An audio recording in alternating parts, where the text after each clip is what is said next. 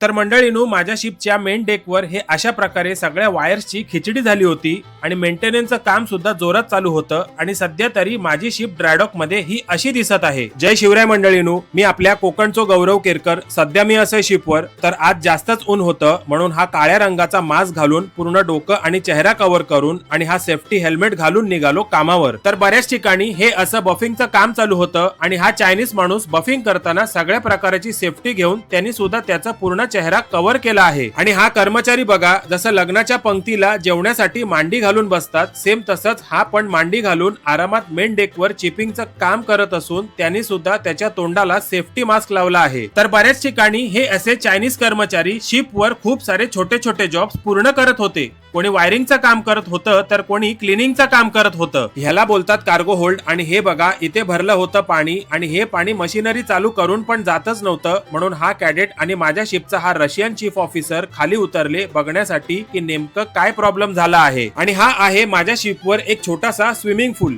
पण सध्या तरी हा स्विमिंग पूल कमी आणि गाई मशीनचा डबका जास्त वाटत आहे, कारण सगळीकडे धूळ माती आणि कचरा झाला आहे। आणि ही अशा प्रकारे ड्रायडॉक मध्ये भरली आहे माझ्या शिपवर जत्रा।